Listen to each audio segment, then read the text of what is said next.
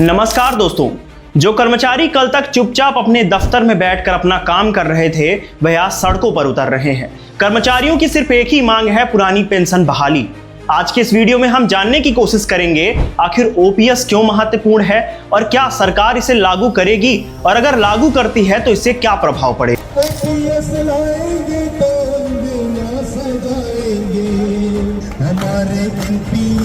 सारे पैसे बची जाएंगे, ओपीएस लाएंगे। ये बगावत का सुर और ऊपर उठाना है ताकि यूपीएस नामक स्टेशन से आगे बढ़कर हमारी ये पेंशन की गाड़ी ओपीएस की मंजिल पर जल्द से जल्द पहुंचे। सबसे पहले आइए जानते हैं आखिर ओल्ड पेंशन स्कीम है क्या। दोस्तों, ओल्ड पेंशन स्कीम के तहत सरकारी कर्मचारियों को सरकार की तरफ से उनकी आखिरी सैलरी के आधार पर मासिक पेंशन देने का प्रावधान है। इस योजना के तहत कर्मचारियों को पेंशन में कंट्रीब्यूशन नहीं देना होता है।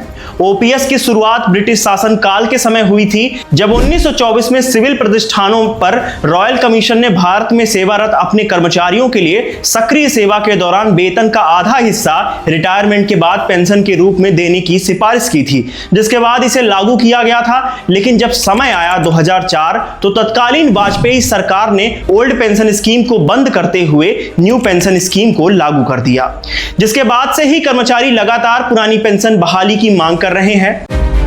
ओल्ड पेंशन स्कीम सिर्फ एक पेंशन स्कीम नहीं है, बल्कि कर्मचारियों के लिए बुढ़ापे की लाठी है। लेकिन भाजपा ने इस लाठी को तोड़कर कर्मचारियों को ही अपंग बना दिया है। आज हालत यह है कि जिन जिन राज्यों में भाजपा शासन कर रही है, वहां के सरकारी कर्मचारी सरकार से ओपीएस की भीख मांग रहे हैं। और वर्ष 2023 के चुनाव में भाजपा ने जिन राज्यों में सत्ता संभाली है, अब वहां पर भी ओपीएस पर संकट के बादल छाने लगे हैं। हमें हमारा हक जो है पुरानी पेंशन स्कीम, जिसके लिए हम दिन रात लड़ रहे हैं, हम अपनी ड्यूटी की परवाह किए बिना, हम अपने खाने की परवाह किए बिना, हम अपने बच्चों को स्कूल से लेके आने की परवाह किए बिना हम यहाँ पे खड़े हैं खड़ी धूप के अंदर। किसी को शौक नहीं है साथियों।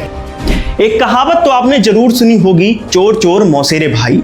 यह कहावत भाजपा सहित तमाम विपक्षी पार्टियों में फिट बैठ रही है, क्योंकि जब बात आती है नेताओं के ऐशो आराम और पेंशन की, तो पक्ष विपक्ष के सभी नेता सियार की तरह एकत्र होकर एक जगह पर बैठकर मनमाने तरीके से अपनी सुख सुविधाओं और पेंशन में बढ़ोतरी कर लेते हैं। अगर बात करें शिक्षक की, तो एक शिक्षक पूरी ईमानदारी से अपनी 62 साल की उम्र देश के भविष्य निर्माण में लगा देता है। लेकिन अब हालत यह हो गई है कि भविष्य निर्माण करने वाले शिक्षक सहित ओपीएस के इंतजार में बैठे अन्य विभागों के कर्मचारियों का भविष्य संकट में आ गया है। सरकार ने 2004 से ओल्ड पेंशन स्कीम को बंद करते हुए कर्मचारियों को न्यू पेंशन स्कीम का झुंझुना पकड़ा दिया है। इस पूरे सिस्टम की विडंबना यह है कि एक अनपढ़ विधायक अगर 5 साल के लिए माननीय बनता है, तो उसे जिंदगी भर घर बैठे पेंशन दी जाती है। विधायक बनने के बाद उसे जीवन भर पेंशन मिलती है। अगर कोई विधायक 2 से 3 बार चुनाव जीतता है, तो उसे हर कार्यकाल के लिए अलग अलग पेंशन मिलती है।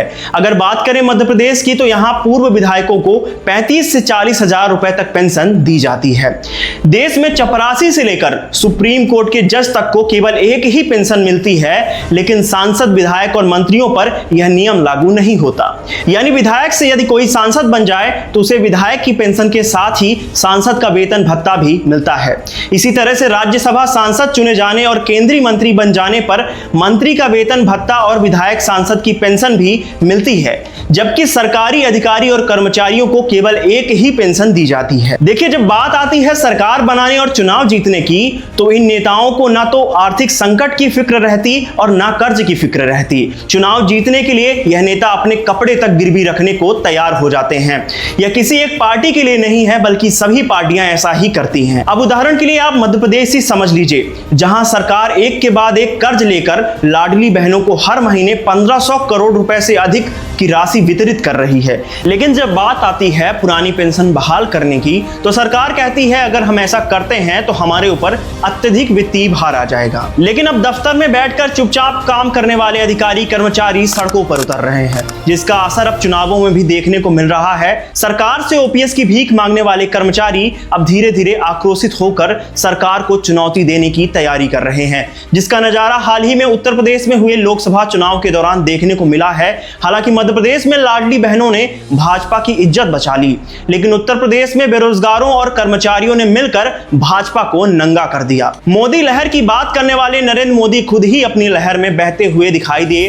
2019 के लोकसभा चुनाव में 3,70,000 वोटों से चुनाव जीतने वाले नरेंद्र मोदी 2024 में मात्र 1,54,000 वोटों से ही संतोष कर बैठे। ऐसा ही चलता रहा तो आगे आने वाले समय में चुनाव में भाजपा को भारी नुकसान हो सकता है, क्योंकि चुनाव से पहले ही कर्मचारियों ने no pension no vote campaign को शुरू कर दिया है, जो लगातार एक्स पर ट्रेंड हो रहा है। कर्मचारियों का कहना है कि जो हमारे बुढ़ापे की लाठी लौटाएगा हम उसे ही अपना वोट देंगे। वहीं मध्य प्रदेश में कुछ दिनों से लगातार हर जिले और तहसील मुख्यालय में प्रधानमंत्री और मुख्यमंत्री के नाम ज्ञापन पत्र सौंपा जा रहा है।